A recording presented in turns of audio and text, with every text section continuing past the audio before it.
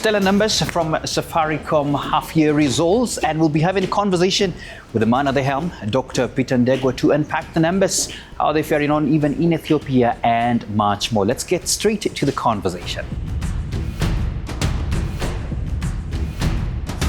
Welcome, sir. Thank you, Maina. Yes. Nice to be here. It's good to have you here. Yeah. Good to have you on the Trading Bell. So about 2 years or so. Yes. So we're glad to have you back. Yeah, thank you. But first, just an overall comment. Good numbers, you're daring and moving on. Ethiopia, we have seen that. We shall get into the details of that. But what's your general feeling first on the numbers? So I am very pleased, first of all. Okay. And we are, as Safaricom, very pleased with the results that we have announced. Yeah. We've hit for the half 200 billion in top line. Wow. Yeah, 200 billion if you include Ethiopia. Yeah.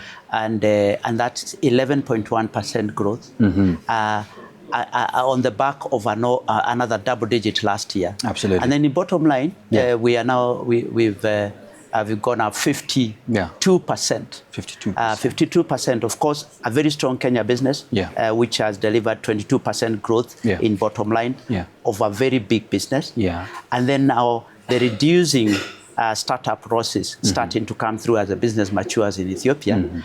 And then, of course, our commercial momentum is showing up. So we are starting to make real progress. So when you combine Kenya and Ethiopia, Kenya 50 million customers, Ethiopia 11, we are more than 60 million customers business. So we are becoming a very large regional giant. It's more like a force now. No, it is a force, yes. And speaking of celebrations, first of all, congratulations on marking Safaricom 25 years. This year is the one that is marking that. 17,000 subscribers in 2000, from 2000 to 60 million, as you have said now. We're also talking about the 50th customer in Kenya as well. Yeah. Great numbers there. I don't know, what's your outlook so far? What are you feeling as well on the celebrations as well? Yeah. So very happy that we are announcing such great results. Absolutely. After a week after we announced our celebration for 25 years. Silver Jubilee doesn't happen many times. So fantastic that Safaricom is really solid today and actually really looking up. I'm particularly proud of the work that we have done with community. So last week, for example, we launched Citizens of the Future, which will be our umbrella education program that will build 500 schools over the next 5 years, train 10,000 teachers on digital skills so that they can actually operate with students in a digital world, and also introduce a big scholarship program where we'll be sponsoring between TVET and secondary school about 2,000 scholars on an annual basis. So although we have really delivered very, very strong commercial business, we are even more proud about the impact that our foundation, Safaricom and M-Pesa Foundation, has had on community. We've impacted more than 22 million lives. So as we celebrate, we've launched 3 things. We've launched an NCP, which is a national consumer promotion. We'll have 25 millionaires. Coming up? Coming up. I already saw the first one. There was already a first one from Kiambu, 20-year-old. Born after Safaricom was born, which is fantastic. I don't say her name. She might be too popular on TV. My God, congratulations. Yes, congratulations to her. But she tells us that she will actually use some of the money to enroll into a nursing course, which is fantastic. And then in addition, every millionaire will also be given 250,000 shillings to invest in a community project of their choice. Can you imagine? And in addition to that, it's not just the millionaires, but over the 2-month period we are running the promotion, we'll have 5 million Kenyans winning prizes. It could be airtime, it could be money back on M-Pesa, it could be a merchant receiving stock worth 250, it could be weekly prizes for 25,000. So that's number one. The second one is a surprise, like what we did last year with Sambaza Furaha. We are calling Safaricom Green Box. As part of the celebration. So there will be a green box that will show up either in a town center, a village and so on a camel, on a truck, on a boda, on a even a kind of a mkokoteni, that then will probably customers are entertained and asked a few questions, and they will be given gifts, airtime, phones, chicken, goat, all that stuff. Even today during the announcement, we give the guests a green box, their own version of green box, which is fantastic. And then the third one, of course, is what I've said, launching Citizen of the Future, which is our education program. Wow, lovely. And I am testament, I've seen the works, especially that you're doing with TVETs. Amazing progress that we have seen there. Let's move on a little bit more, because you've talked about Vision 2030, and this year marks the first for your Vision 2030 strategic cycle. Just wanted you to shed some light on that, because you talked about anchoring it on Africa's leading purpose-led tech company. In fact, I wanted to ask you, I see transitions. It's Safaricom Communication, Safaricom Tech. Now, you had a long session talking about AI. I no longer even can't define the name to give you. But what is all this with the vision and what the context of what we're talking about? I think the underlying, so the vision is actually quite simple. Although the words look complicated, the actual vision is quite simple. Create Africa's leading purpose-led technology company. Purpose is important because we'll continue to be involved in solving societal challenges. You're right. That's why purpose comes in. Whether it's through our foundation or even commercially, the way we drive financial inclusion and so on. Absolutely. Then you combine the intention of combining purpose with technology to solve challenges. So that's why purpose-led technology company. And we want to go beyond Kenya and Ethiopia, so Africa's leading technology company. And it's not about the size, it's actually the impact that we'll be creating. So we want to use technology to solve your issues in a digital era, or a business, empower a business, a merchant, a small business, a large corp, public sector digitization. So we will improve people's lives through technology. But through innovation. And that's why AI and all the platforms of the future come in. So artificial intelligence sounds a big buzzword, but we are already using it in a practical way. We have AI for detecting fraud. We know there's fraud, customers are defrauded. There was an AI version of me. I don't know whether you saw an AI version of me speaking something about M-Pesa and giving rewards and all that stuff. And it was all fake. So it is ensuring that we use AI to deliver safety and protection for our customers, to improve experience of our customers, fewer steps, to allow customers to use their phones from the comfort of their home rather than having to visit shops and so on. The second is also being able now to target individual segments. So we can now direct targeting to individual customer segments. A proposition for border riders, propositions for drivers, proposition for youth. So AI is helping us. Then AI to help us reduce costs so that we are able to invest that in lower pricing. One of the reasons why we have grown this year is because we've reduced data cost, we've reduced M-Pesa cost. And also AI allows us to bundle different products so that it adds more value rather than you having, like the way you go into a restaurant and you are given a buffet. So rather than you having to select a la carte, AI can allow us to target a specific customer because the customer, and these are all anonymized, so we know the habits that you have, your kind of needs, and then kind of say, if you like holidays, how can we offer more? How can we partner with others to offer more? So using technology in a robust way. And then we've launched a big revamped M-Pesa platform. We are calling it FinTech 2.0. Absolutely. So of course, M-Pesa has been very stable. But now we need to look at platforms of the future. This new platform has more speeds, more capacity, therefore more resilience. So you'll never hear M-Pesa has been shut for repair or for maintenance. The way we used to say, well, 12 hours. When it gets shut, everything stops if it ever happens. And then if there was loss, we have what we call microservices. So you only lose a small part of that database. So we have resilience that we have built. But the most important that customers should be able to know is that now we'll have new features that we can introduce. Share your bill. Share your wallet. For example, with your partner. Allow her to use your wallet in your absence. Or your son or daughter. That might be controversial. You go into a restaurant, you are telling people, split the bill. Using M-Pesa. Ability for tap to pay, that whole, so new functionality is coming up. And this FinTech 2.0 also has, it's AI enabled so that it allows us to detect fraud earlier. Awesome. To protect customers. Awesome. I love that. In fact, you preempted that question, which is good. And I think the explanation makes it easier to work. I must significantly say how M-Pesa is really embedded in our lives. And I saw the celebrations of 18 years and the likes. And we had a great session as well with Baititu on M-Pesa. But on the numbers today, I would be faulty if I don't go a bit deeper into them. And one of the key questions would be about what we have observed. I mean, group 52% jump in net income, amazing work there. Kenya's as well, 22% as well. I just wanted you to touch on your key drivers, what you see as the key drivers. And also, I want to mix it up with what's the one or two headwinds that you see we still need to think about this. Okay. So starting with Kenya, a very, very solid, broad-based growth. Absolutely. Very strong health of the business overall. So the key drivers of, so you've grown top line by 9%, bottom line by 22%. Mobile data and M-Pesa have been the two big drivers. And it's not surprising because people are continuing to use the internet. We've continued to make 4G devices more available. We are giving pay-as-you-go service from a financing perspective. We have a device assembly that allows us to give more devices. Now about 25 million of our customers have 4G.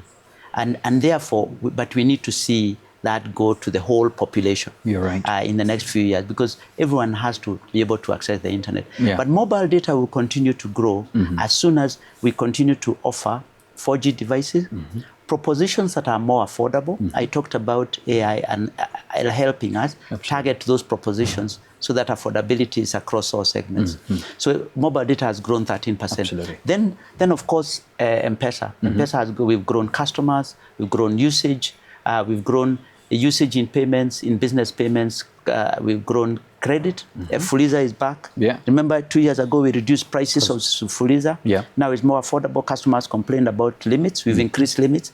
Fuliza is now up more than 50%.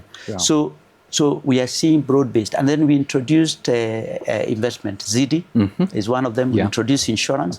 So broadening the base of products that we are offering. And then on the business side, we are focusing on merchants. We've grown our merchant base. We are giving them more.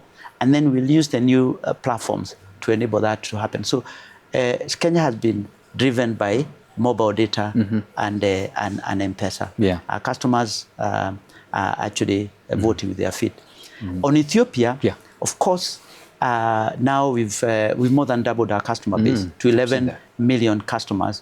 Ethiopia contributed about 10% of our growth this time. We've seen reduced losses, which is startup losses. Customers, we believe, will cross the 15 million in the next 12 to 18 months, which then gives us scale. We already have a network that is about half the size of the Kenya network in just 3 years. Of course, so now we are starting to see voice becoming bigger and complementing the growth that we have seen in data. Ethiopia is also doing well. So when you combine it, Kenya very strong, Ethiopia started lower losses, and that's why the profit has jumped up 52%. And the big question of now that we are seeing traction. Some of the issues you asked? Absolutely. I'm going to come to that. You just touched on Ethiopia, and I was like, the big question everybody would ask is, when are we going to break even? I'm sure you have a projection. Have you seen it coming soon? So we have always guided that we are going to break even in financial year 27, and we got the same question this morning. I think what gives us confidence is that we have made strong commercial momentum. Customer numbers are getting into a good place. The network is in a good place. Our customers in Ethiopia are using our products. Some of the kind of headwinds is currency has devalued by 140%, which means your cost of operating has gone up. That could actually delay, but what we expect is that the market will correct. In all the markets in Africa where currency devalues, the prices in the market, especially if you import your product, will always correct over time, but it might take time. And so we are talking to various stakeholders to make sure that happens. Awesome. So we are retaining that. I love that. And I love the fact you've touched on your headwinds, especially at the Ethiopia side. But as you've said, markets will always work it out. What about geopolitical? Looking around it and, any other headwinds that are keeping you awake and you're observing? I'm sure you have to constantly check on them. So in both Kenya and Ethiopia, both on connectivity business, but also our financial services business, we are in regulated industries. Absolutely. So regulation is always changing.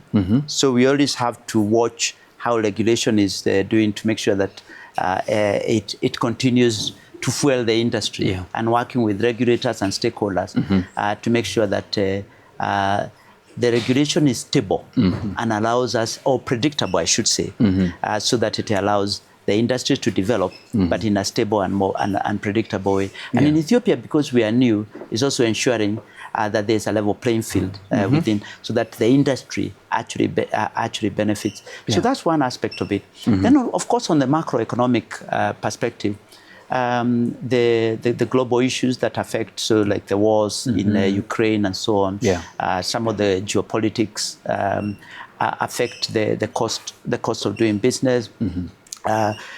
So we see consumers, our customers, having, although there is the macro is actually pretty good in Kenya. So you see GDP stable, inflation in a good place, interest rate starts to come lower, and actually we've seen it in our numbers. And Ethiopia, we are seeing growth being in a good place, and also inflation down. So the actual baseline is good, but disposable income is seen under pressure. So our customers are under pressure on pricing. So we continue to offer them propositions that meet their needs at lower cost. So also managing costs is important, but more importantly, using technology to offer propositions that work for our customers. Absolutely. A lot of our viewers would slap me a bit if I don't talk about how you're constantly thinking about how everything that you're offering can become affordable. And that's just a general question. So I won't even go to the specifics. But I want to sit on their shoes and ask you, you're the top man. Are you thinking about their pocket? Are you thinking about how you can make the services you're giving them affordable by the day? So I think there's a very, very simple answer. So in Kenya, mobile data in the past 4 years has reduced in terms of price by 70%. You're right. So today, a gig of data costs about 40 US cents. 5 years ago, it was $1.50. So that reduction is making a very big difference. And voice has also has continued to come down. On M-Pesa, we have reduced price by 50% also, whether that's in Fuliza, whether it's the cost of transactions. And actually, with Kadogo is now 60% of the volume that M-Pesa transacts, and it's free. 100 shillings free for P2P, and 200 on the merchant side is also free. So people don't realize actually the base of M-Pesa is all free.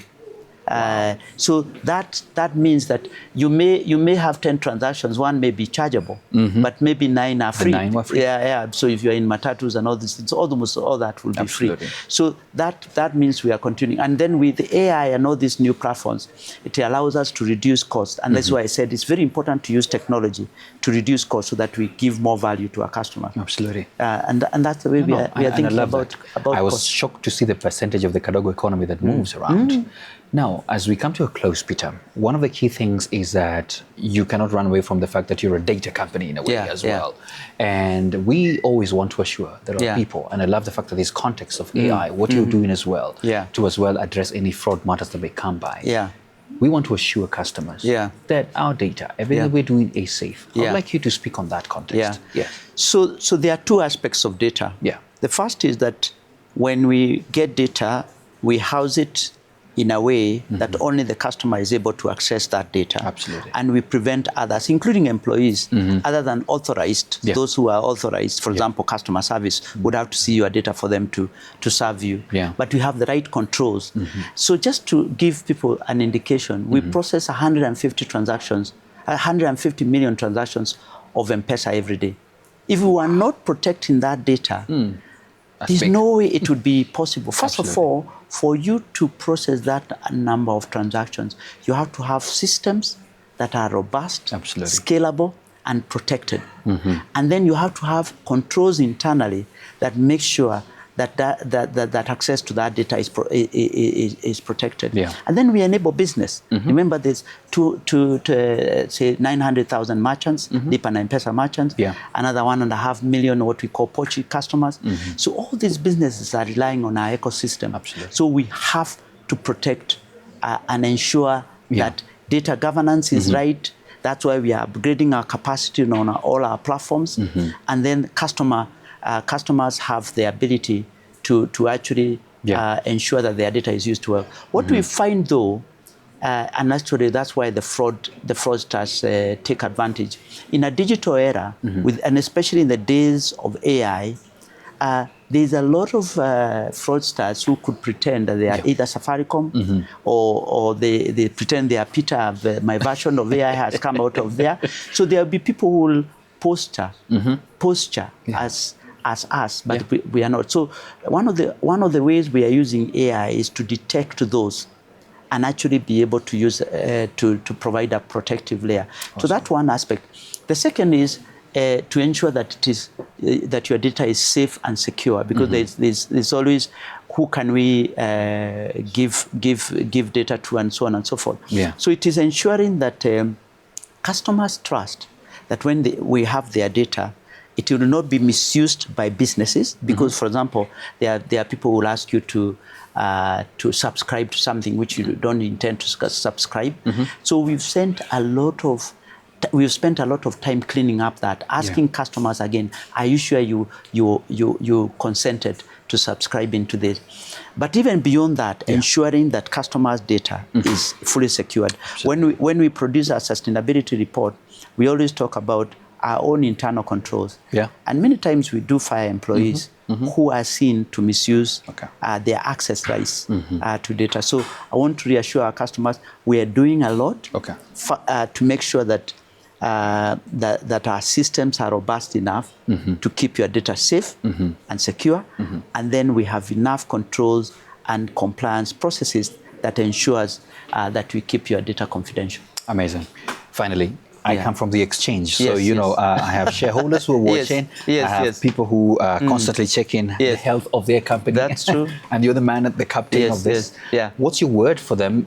Is there any good news coming, or are they going to be patient a bit more, or what's it? So of course, when we announce good results, it means dividends, because we always say that we actually distribute about 80% of distributable profits every year.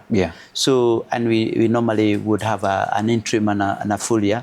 Interim generally would be decided by the board around February, and full year would be after the AGM in July, August. So, but when you look at our share price, it has rallied massively from around high teens, 16, 17, to now around 30. So that actually reflected kind of a discount that Safaricom was always trading at. That's one. Because we always felt, and actually the analyst valuations was always around 28, 29. So I think the share price is now more properly valued. So the shareholders are now being rewarded for what they should have been rewarded before. But those who bought at 15 have also made a good order. That's 50. That's 100%. There's very few that you can make. So the equities are rallying, which is good. So good performance is also good for the future. And the fact that we are also navigating an investment phase, and we are coming to almost a more sustainable phase of our Ethiopia business, means that our brand can continue to deliver more consistent results. But we are very happy about the group results. We are very happy about a very strong Kenya business. We are very happy about the progress we are making in Ethiopia. And it's not my way. It's not for me to value the share. It's for investors to vote. To do that right? 60 million. They're watching, and they're like, wow, 25th anniversary. What will be your pledge a decade from now? What will you tell them? What, in a sentence? So first of all is to thank them for being with us. However, whatever time they joined along the journey from the time when we had 17,000 to 60 million, to thank for their trust. You don't get 50 million customers in Kenya and 11 in Ethiopia if there is no trust and if you're not offering the right things. To thank them, we don't take it for granted. Commitment is an always-on, safe, secure environment where they can live their lives in a digital era, and we can be the enabler of choice for individuals and empowering partner of choice Yeah. for enterprise and also public sector. Okay. So it is saying we'll use technology, we will use our innovative skills to continue to improve people's lives, but we will make sure that we do that whilst ensuring that our communities thrive. Okay. I love this. Thank you. Thank you so much, Dr. Thank you. There you have it. That's Dr. Peter Ndegwa, the Group CEO, Safaricom PLC. Very optimistic that they will continue empowering lives and enabling us to continue doing business, connecting on the likes. I'll leave you now with the numbers. See you next time.